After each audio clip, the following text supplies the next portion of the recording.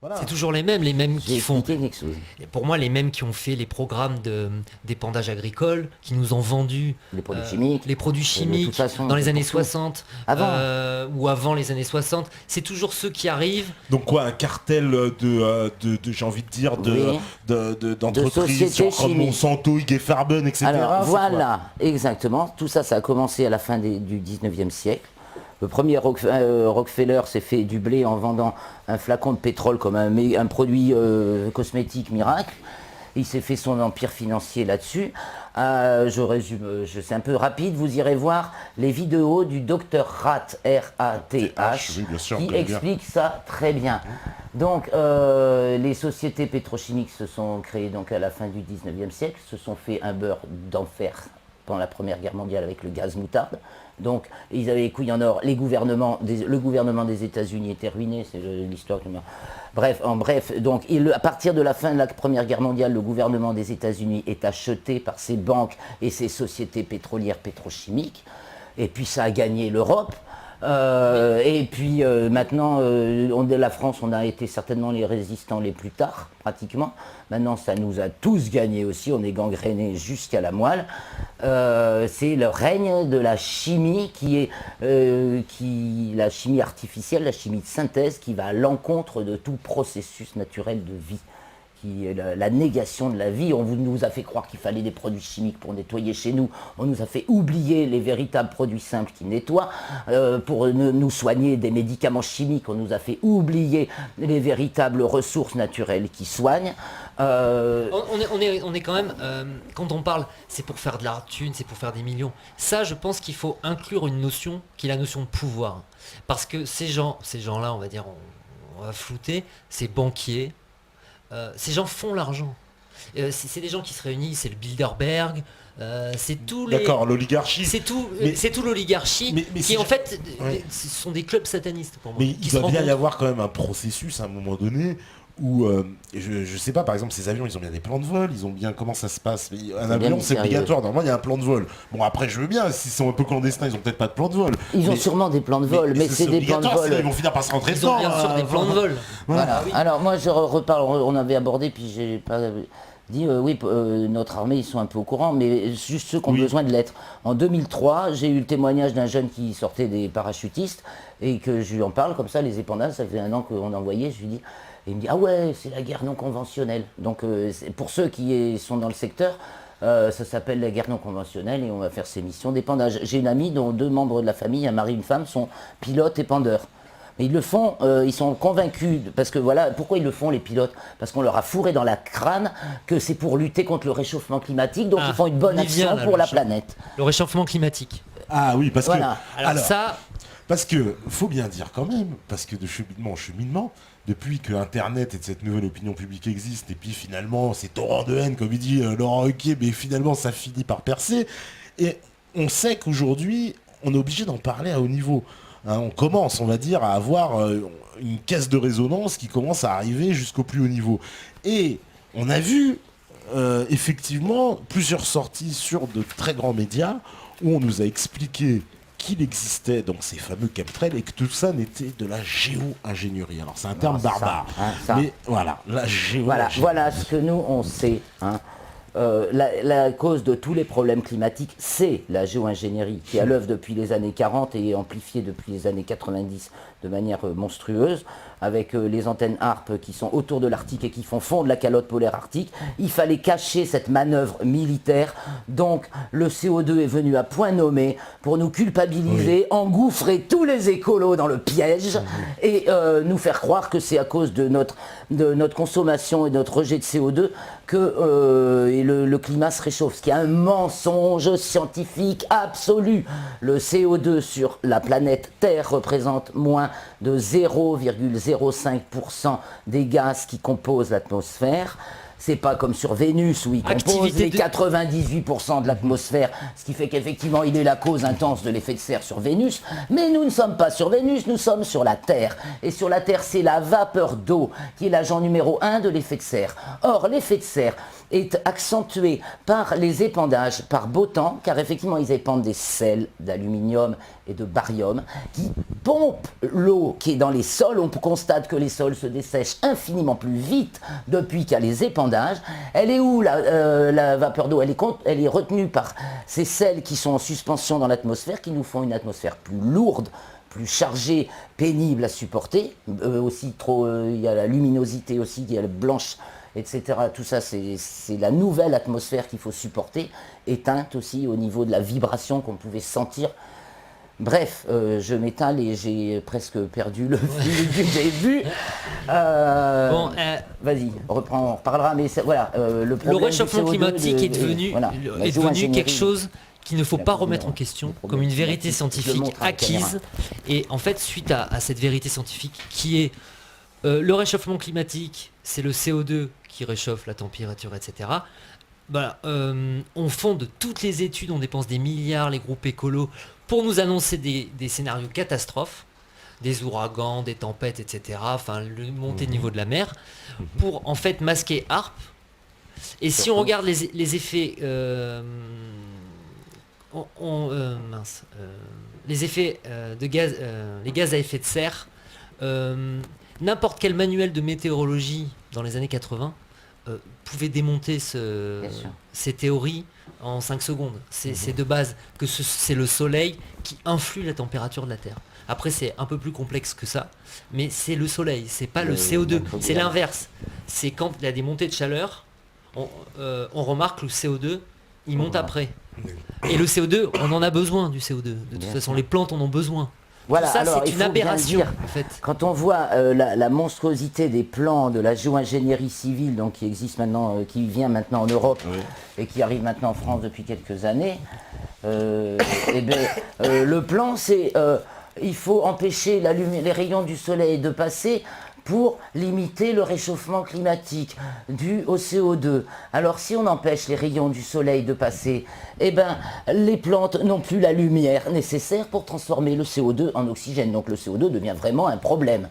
Mais il faut que nous, simples gens, avec un bagage scientifique plus ou moins évolué, mais là il n'y a vraiment pas besoin qu'il soit niveau primaire, ça suffit, c'est ce qui manque à nos spécialistes, c'est la base. Ils peuvent nous faire tous les beaux développements qu'ils veulent, mais il manque la base, le primaire, le CO2. Si on empêche la lumière du soleil de passer, les plantes ne pourront plus le transformer en oxygène. Si la lumière du soleil peut passer, il n'y a pas de problème de CO2. Il y a zéro problème. Alors, on parle aussi fonte des glaciers, là, de l'article. Mais en fait, fonte des glaciers, c'est un directeur japonais du centre météorologique en Arctique, c'est un japonais, j'ai pas retenu le nom. Mais lui, ça le fait rire quand il voit des journalistes arriver et qui font des images de blocs de glace qui tombent, etc. Et puis ils leur disent, alors c'est une catastrophe, c'est ce glacier qu'ils font. Et alors, mais il reste impassible, il leur dit, mais vous savez, en automne, les feuilles tombent. C'est-à-dire que quand ça se réchauffe, le glacier fond et il perd des kilomètres et des kilomètres de glace. Et quand la saison redevient froide, il se durcit. C'est logique. Je veux dire, il n'y a pas de perte de glace. On voit des ours qui errent sur des blocs de glace. Il y a toute une propagande qui dure qui est née dans les années 80. Parce qu'il faut connaître la genèse. Je ne sais pas, tout le monde connaît, il y a des gens qui se renseignent quand même. La genèse, c'était Margaret Thatcher qui était en conflit avec, il y a eu la crise des mineurs en Angleterre, où il y a eu une sacrée révolution, les gens arrivaient quand même à s'organiser, elle n'arrivait pas à s'en dépêtrer. Et là, il y a un scientifique qui est sorti dans les bois et nous a annoncé le CO2 peut réchauffer l'atmosphère. Et là, Margaret Thatcher, elle s'est emparée de cette phrase, et j'expliquerai pourquoi après. C'était pas anodin qu'on fasse sortir quelqu'un comme ça, pour dire aux mineurs, voyez, l'exploitation des mines de charbon, etc., c'est le CO2, c'est pas bon pour la nature, ça va lui permettre après de sponsoriser le nucléaire, parce que le nucléaire ne rejette pas de CO2. Donc ce qu'elle va faire, c'est qu'avec cette phrase, elle va aller à la Royal Society, elle va prendre de l'argent, elle va mettre sur la table, elle va dire, maintenant vous me prouvez que le CO2 réchauffe l'atmosphère. Voilà. Et alors, ce qui s'est passé aussi, la conjonction qui s'est passée, c'est que le modèle socialiste dans les pays, les gens étaient déçus de ce modèle qui n'était pas appliqué, ce modèle anticapitaliste qui ne fonctionnait pas. Plus, après, on a eu l'écroulement du communisme. Donc, les gens, pour être anticapitaliste, si le CO2, il est nocif, les industries sont nocives, on est anticapitaliste, on est écolo, on est écologiste. Et allons-y dans l'écologie. Et ils ont mis des milliards et des milliards dans l'écologie depuis, ça a été en crescendo, les États-Unis, l'Angleterre, la France, etc. Il y a des dizaines de milliers d'emplois qui dépendent de ce mensonge et des gens qui vivent de ça. Et pour le réchauffement climatique, les premiers à faire des analyses, les premiers chercheurs, alors, il y a plein d'Américains, il y a des gens de la NASA, il y a des gens d'universités, il y a plein de monde qui ont le premier rapport, quand ils ont fait le premier rapport du GIEC, le fameux GIEC, les premiers rapporteurs du GIEC, eux ils ont démontré que tout ça c'était pas crédible. Oui. Le rapport est sorti avec 50 paragraphes tronqués. Leur texte étant tronqué de manière à dire le contraire. On avait extrait tout la substance scientifique moelle de leurs propos et le texte disait le contraire de ce qu'ils avaient dit. Alors, et alors du coup, ces gens-là, qui sont quand même des tronches et des pompes dans leur matière, bon, des vrais scientifiques se sont retirés et ils ont vu que leur nom était toujours. Donc ils ont menacé, il y en a un dans Wall Street Journal. Ils ont menacé. Ils ont menacé de faire un procès, de poursuivre en justice. Parce qu'ils n'avaient pas donné leur accord. Voilà, ils ont enlevé les noms, sur ce rapport, parce qu'apparemment ce rapport n'était plus le leur. Alors, et on avait complètement spolié leur travail. N'importe quel relevé météorologique, si on base des 100 dernières années, ce qui est drôle en plus, c'est que jusqu'en 1940, ça se réchauffe. Parce qu'il y a des variations climatiques. Des fois, ça se réchauffe sur des décennies, ça se refroidit. Enfin, c'est suivant l'activité du Soleil. On arrive à mettre en courbe l'activité du Soleil, à le faire correspondre avec les températures. On fait des modèles pour le Soleil et on peut carrément les assimiler avec les modèles de température. Donc ça colle très bien. Ça c'est à mon rayon, j'ai travaillé là-dessus. Voilà, alors moi je suis pas un scientifique, en fait, je suis un citoyen comme tout le monde, comme beaucoup d'internautes qui derrière se renseignent, regardent, essaient de prendre des sources, de vérifier. Enfin, on se retrouve avec une foule de connaissances qu'on prend à droite à gauche. Les sources, faut les retenir, etc. Bon, on arrive à se faire son bon sens quand même. Mais ce qui est drôle, c'est qu'en début du siècle, ça se réchauffait. On n'avait pas une activité industrielle très importante. Elle a explosé après les années 40, après 40, avec les voitures, les machines à laver, les lave-linges. On a une explosion de l'industrie. Et là, ça s'est refroidi. Ouais. En fait, ça s'est refroidi à ce moment-là. Et je me souviens, dans les années 60, il y avait des émissions catastrophes. On arrive à une ère glaciaire, on va tous mourir de froid, ça se refroidit. Et on était dans cette propagande-là. Et du coup, justement, Bert Bolin, celui que Margaret Thatcher a repris, il est sorti dans les bois, on l'arrivait, et puis il a prononcé sa phrase, son petit discours scientifique sur ça. Voilà. Et donc depuis, on a repris en cœur donc cette... argument du réchauffement climatique. Depuis, c'est devenu dangereux de contester le réchauffement climatique. Il y a un chercheur qui disait, c'est un peu contester l'Holocauste. D'accord. Non, mais il y a un type qui dit ça, un chercheur américain. Voilà, d'accord. Moi, on vous traite de négationniste, quoi. Voilà, négationniste du climat. Voilà, oui, bien sûr. Voilà. Être climato. Alors, c'est un point délicat parce que on a une façon de le voir en France. Je vois que parmi nos amis des Skyward, il y en a qui ont un point de vue totalement différent. Mais il est vrai que pour moi, l'étiquette climato-sceptique à notre époque c'est la même chose que l'étoile jaune aux années 40. C'est-à-dire que l'excellent scientifique qui remet en cause ce mensonge fondamental est qualifié de climato-sceptique. Il ne croit pas à la nouvelle religion officielle. Et on a éliminé un Claude Allègre comme ça, qui est quand même un mec qui a fait un bon travail scientifique. C'est parce que je suis retombé sur son livre il n'y a pas très longtemps, mais sa seule faille est de ne pas avoir dénoncé la géo-ingénierie comme cause des problèmes climatiques effectifs constatés. Donc il se contente de parler de l'imposture climatique et du mensonge. Et il est juste dans son analyse du climat, je la partage. Nous sommes deux chercheurs sur soleil et climat, astronomie et climat à l'origine d'Axipica. C'est ce qui nous a, et le constat des épandages et cette recherche nous a réunis et mené finalement à créer l'association. Et on a du temps encore Juste avant la pause, on a une petite minute. Je voudrais dire aussi Bravo les auditeurs. Alors on a dans les gens qui essaient de comprendre, etc. Nous on n'a rien à vendre. Ça faut bien le dire. On n'a pas de bouquin à vendre à 20 €, à 10 €, des conférences payantes, des machins. On n'a pas ça à faire. On veut que les gens s'informent, se forment, etc. Et je prends des gens qui s'occupent de l'environnement, par exemple comme Claude Bourguignon. Ouais. Lui, il fait un travail formidable avec le sol, mais il ne parle pas de géo-ingénierie. Il devrait savoir que dans son sol, on a quand même... il devrait trouver l'aluminium, il devrait être au courant du phénomène. Et il devrait nous rejoindre et nous aider dans ça. Il ne le fait pas. je veux pas être, comment dire, moi c'est mon ressenti, ça ne concerne que moi, mais chacun un peu son business. À un moment donné, on parle vraiment de choses graves, donc il va falloir s'unir, se Pierre réveiller. Rabhi peut-être, Et- non, vous l'avez contacté aussi, non, ça règle Pierre Rabhi Rabhi, lui-même est Ah là, Alors, je sais pas. malheureusement, Je sais oui, il pas, a eu l'information par plein de personnes. C'est pareil. Après, Et il y puis a des- après, il y a tous les gens qui sont dans sa suite. Il y a des et alliances qui après qui montrent qui que d'abord le trahissent un certain nombre. Voilà. Pourquoi Parce que C'est ça des fait preuves. complotiste en fait de parler de Et- ça, c'est ça. Il y a une espèce de bah oui, préjugé c'est pas un sujet qui vend, hein, de Et toute non, façon. et puis, il faut C'est pas un dire- sujet qui vend. Je vois, je vais balancer des noms parce que c'est important. Ce sont des gens qui s'engagent aussi. Ce sont des gens qui s'engagent, qui quand même font du travail. Je jette pas l'anathème, je dis ils font Non, du non, travail. non, on peut pas acheter l'anathème. Non, je jette pas l'anathème, je dis Claire Je vais Sévra qui fait un expliquer très bon pourquoi. travail Ouais. sur la médecine, le complot mondial de la médecine. Elle devrait intégrer les épandages chimiques.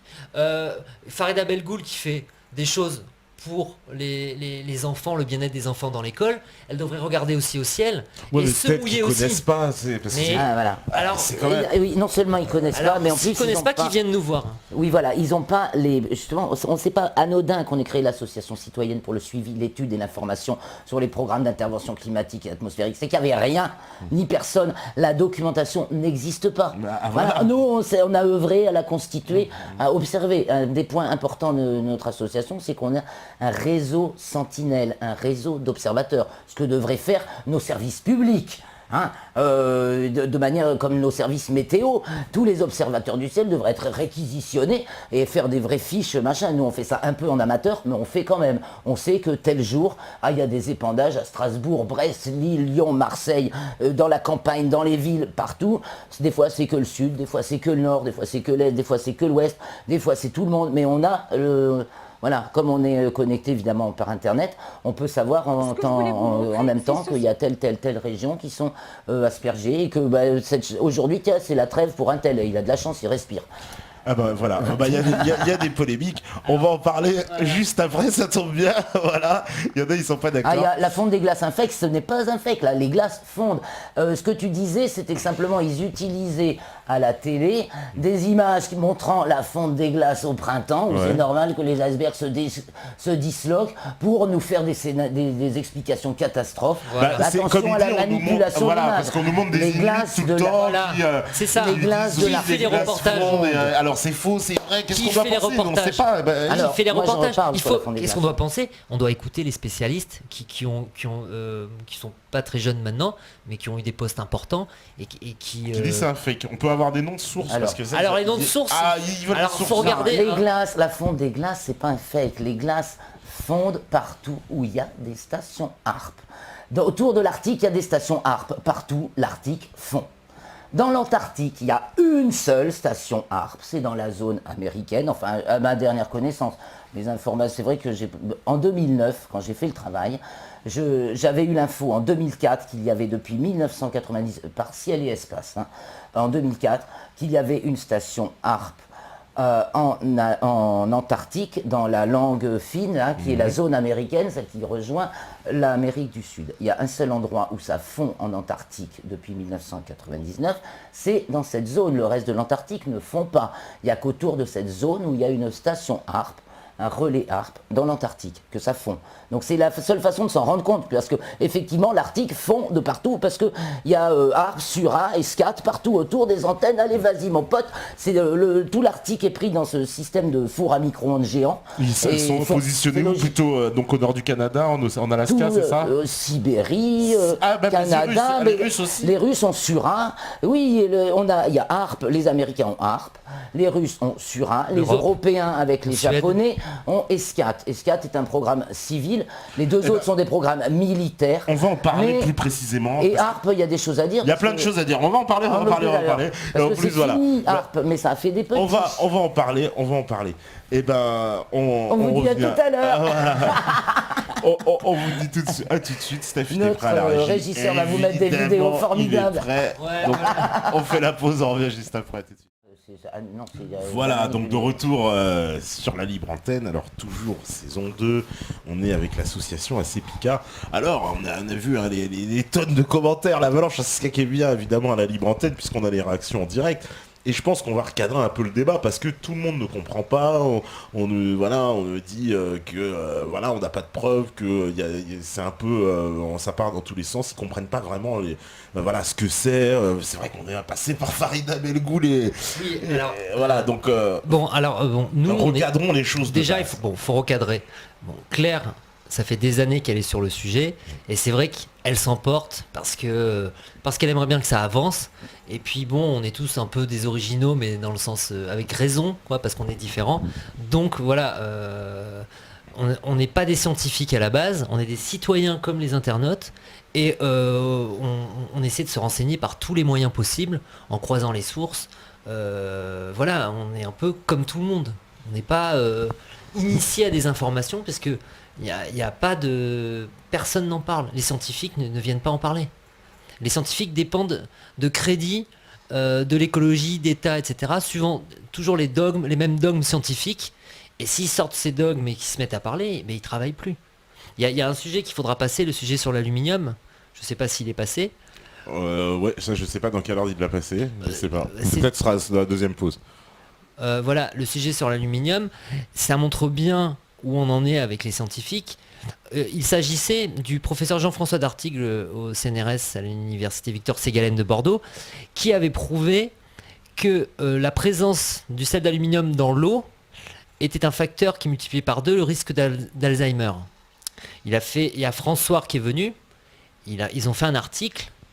Le lendemain, on l'appelle, Kouchner l'appelle, et ça c'est Guy Berton, son associé, qui témoigne. Donc c'est une vidéo qui existe, et c'est une vidéo qui est passée dans un reportage sur France 2 ou sur France 3. Mais c'est important de voir qu'une fois qu'il a été appelé à TF1 pour dire que finalement Alzheimer et les sels d'aluminium c'était une statistique qu'on ne pouvait pas vraiment prouver, le chercheur Guy Berton qui était avec lui, il témoigne, il dit pourquoi il a changé de cap. Parce que s'il ne faisait pas ça, il n'avait pas de crédit pour son équipe l'an prochain. Et Guy Berton dit mais on n'est pas le scientifique d'un État, on est le scientifique d'une population et on est le scientifique de toute la planète en fait, des êtres humains. C'est pour ça qu'on travaille, pas pour l'État, etc.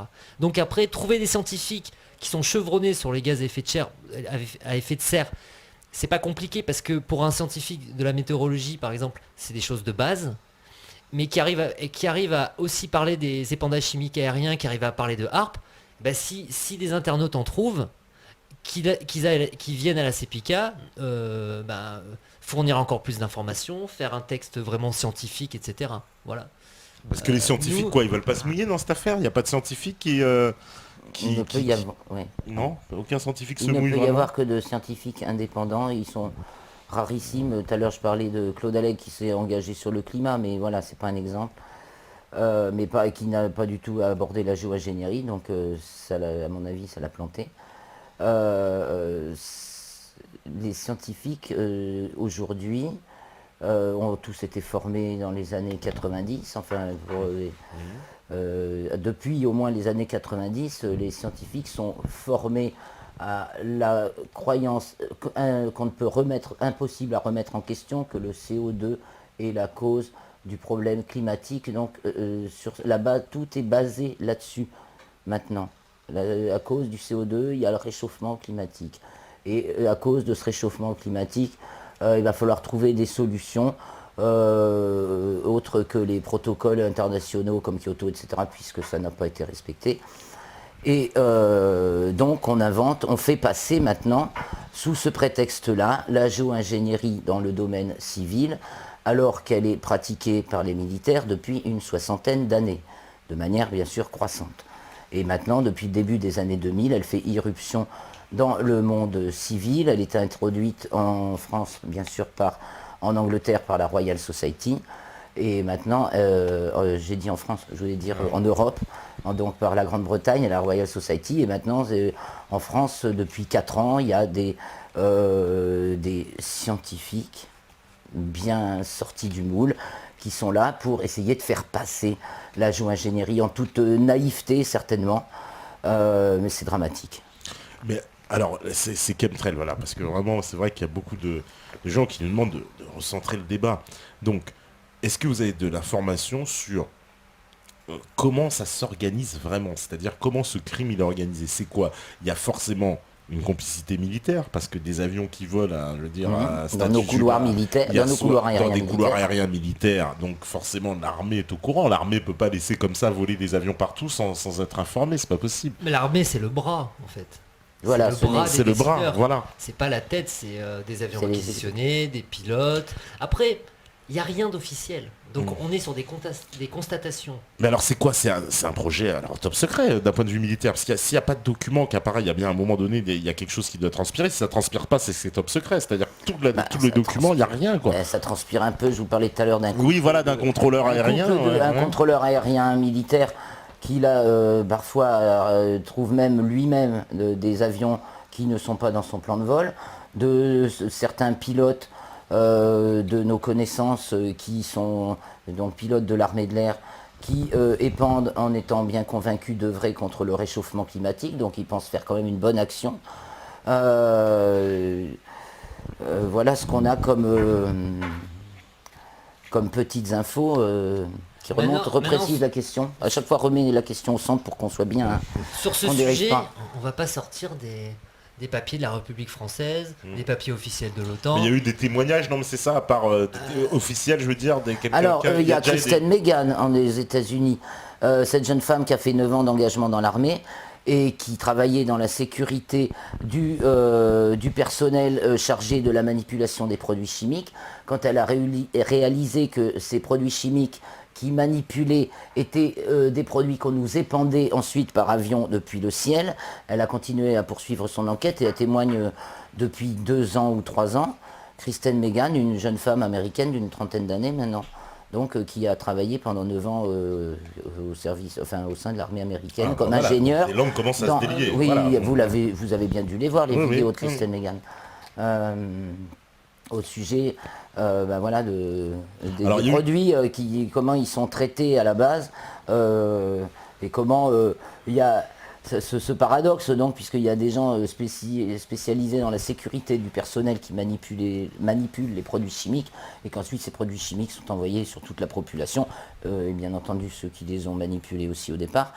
Alors, justement, j'ai une question, c'est qu'il y a deux documentaires très très connus qui tournent sur Internet, c'est Why Are They Spring in the World et What Are They Spring in the World. Alors, vous, qu'est-ce que vous en pensez? Ce sont des documentaires fiables, voilà. Ah oui, alors. Alors. Ah bah oui, Michael Alors parlons-en Murphy, un peu, on parce que le comme ça les connaît gens pourront aussi aller personnellement. les... Alors, parlons-en un peu de ces deux Michael Murphy était documentaires. présent à Gand, Michael Murphy était présent à Bruxelles, c'est un pote des États-Unis, il fait son boulot de cinéaste, c'est un très excellent boulot de cinéaste, d'enquêteur. Ce sont les gens qui travaillent sérieusement sur la question aux États-Unis.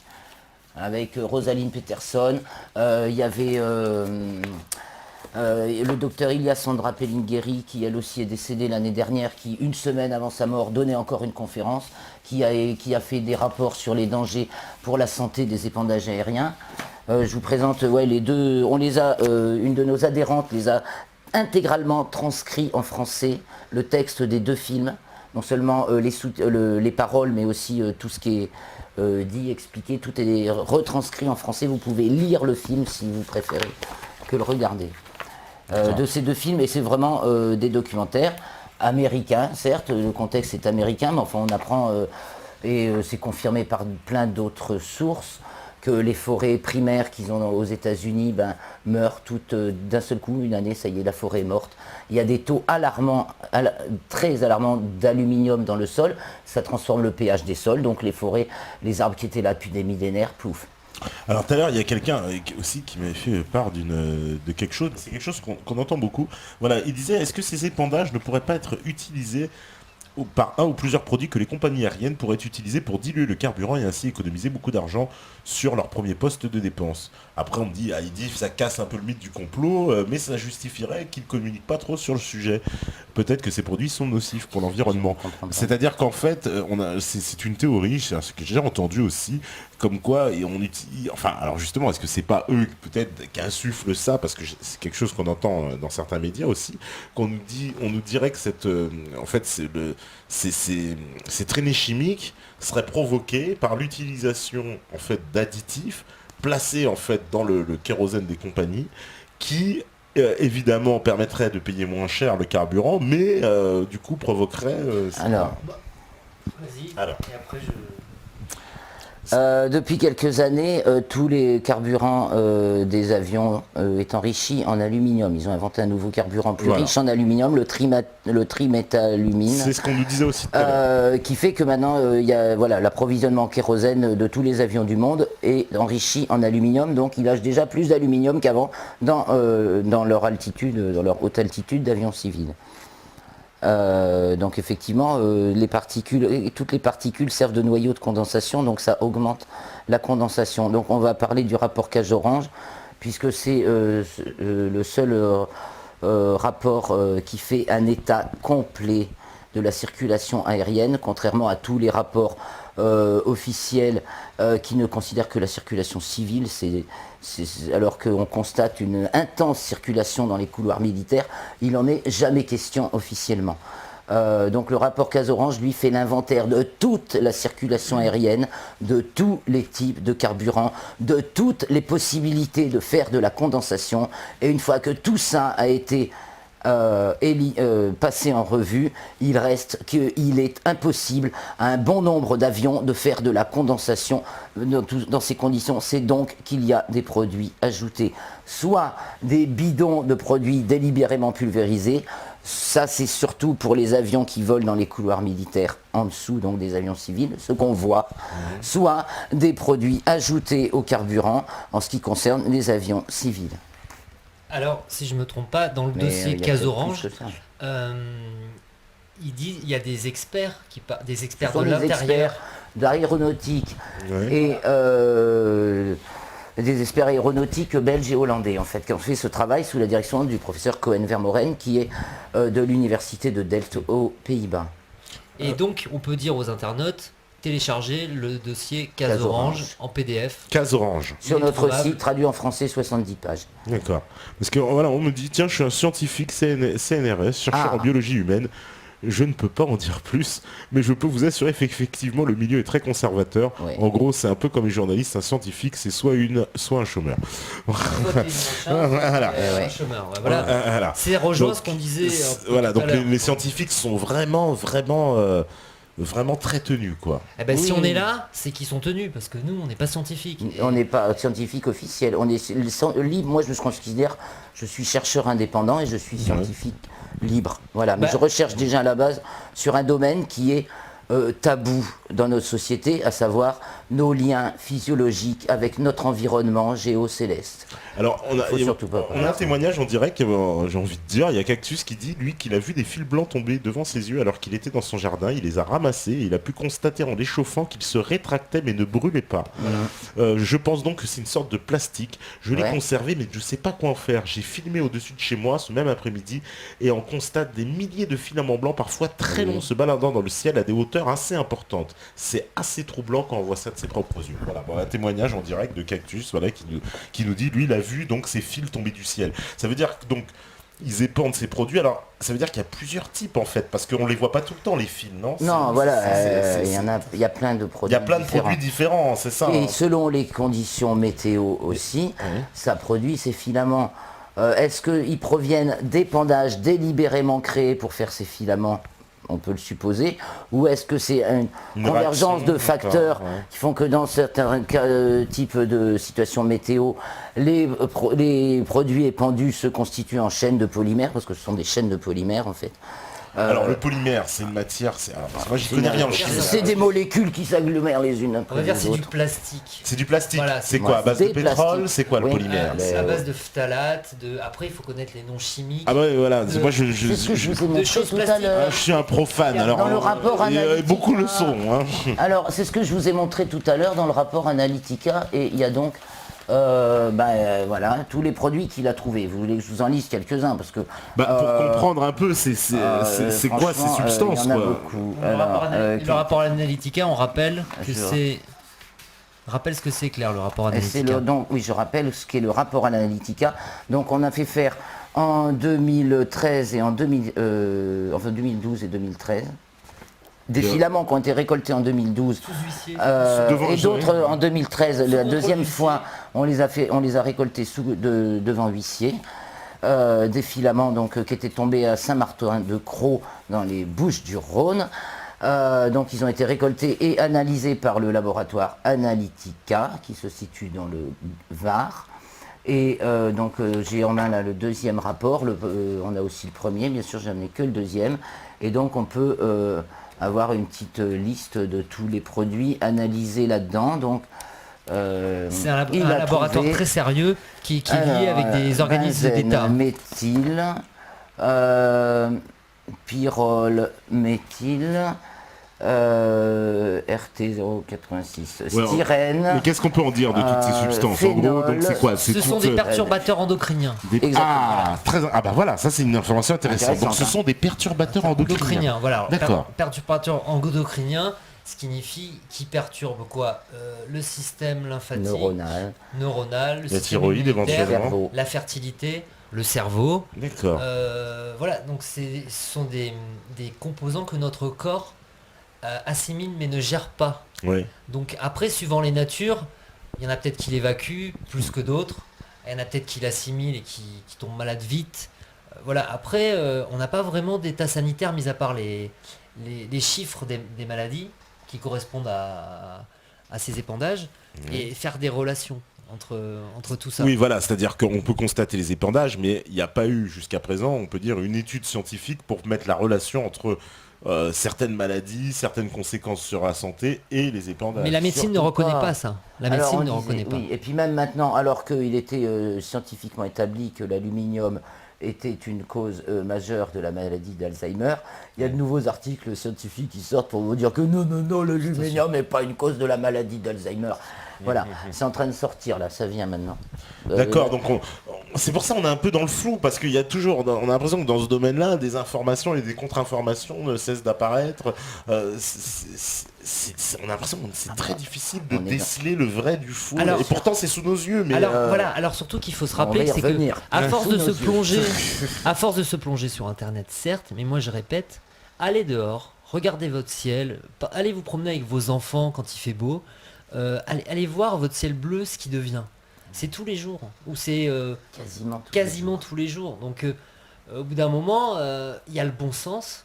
Il y a le bon sens qui vient. On est peut-être pas tous des scientifiques, mais on peut avoir l'esprit scientifique de collecter des informations, faire des recoupements, et pour arriver, pour enfin accepter. Parce qu'à un moment donné, la recherche d'informations pendant des années, on connaît le phénomène, il y en a qui l'assimilent, alors ils passent leur temps à chercher des infos. Mais une fois qu'on a assimilé le phénomène, après il faut dézoomer, et c'est de voir ce qu'il y a dans l'environnement des épandages chimiques, dont on parlait de HARP tout à l'heure, on parlait des autres sujets. HARP, justement, j'aimerais bien qu'on y revienne après, justement, sur HARP. On va y revenir. Il faut dézoomer, mais totalement même, sur sa vie, prendre de nouvelles habitudes. Enfin, je veux dire, si le système nous offre un gazage pour tout le monde, va falloir en fait voir si on peut pas prendre d'autres habitudes de vie aussi. Après, Alors justement, pour parler de HARP, parce que HARP, ça c'est un sujet aussi, tout à l'heure il y en a qui me demandaient aussi sur le chat justement, qui disaient mais attendez, on aimerait bien qu'on revienne un peu sur HARP. Alors HARP, pour présenter HARP, parce que HARP, ça a été reconnu, là pour le coup, HARP, on va dire on n'est pas dans le complot, puisqu'il y a eu c'est une notoriété publique. C'est de notoriété publique mondiale. Il y a même des reportages télé, donc c'est pas quand même les rois du complot, selon leurs critères, j'ai envie de dire, mais qui parlent de HARP tout naturellement, des reportages qui nous expliquent HARP, une station. Alors, on va jamais dans le fond des choses, c'est-à-dire qu'on reconnaît l'existence en fait de ces stations. Vaguement, de très loin, on peut reconnaître en fait une espèce d'activité militaire. Pour les plus aficionados qui vont aller voir des vidéos un peu plus chocs, on va leur dire que effectivement il y a des ondes qui s'échappent, mais on ne comprend pas bien tout ça, on ne comprend pas bien la finalité, on ne comprend pas bien. Comment ça marche d'abord? De quoi il s'agit? Ou si tu veux d'abord parler. Bon, je peux expliquer, je connais bien. Vas-y, explique et moi je complète. Si tu veux, ou je te préfère le contraire. D'accord, alors HARP, la première fois qu'on a entendu parler, c'était en Alaska. À Gakona, tout le monde connaît, ceux qui ont vu les documentaires sur HARP, c'est là-bas. Voilà, il y a une base qu'on nous montre en Alaska. On avait 150 millions de mètres cubes de gaz. À la base, c'est parti comme ça. L'armée américaine ou une société privée américaine est partie là-bas pour exploiter ce gaz et soi-disant le faire revenir aux États-Unis pour le transformer en électricité et le faire revenir aux États-Unis. C'était les prétextes de financement, ils sont partis là-bas. Il se trouve qu'une fois là-bas, c'était compliqué peut-être de faire venir l'électricité aux États-Unis, parce que ça représente à peu près 2 ans d'électricité, selon les spécialistes, le gisement. Ils ont fait HARP. Il faut savoir que HARP, ce sont des antennes. Voilà, c'est comme une espèce de je vais expliquer, là, vas-y. de champ géant avec des antennes qu'on voit Alors, partout. ça veut dire hein. High Frequency Auroral Active Research Program, c'est-à-dire programme de recherche active sur les hautes fréquences aurorales, c'est-à-dire ce qui crée les aurores boréales, c'est-à-dire la ionosphère.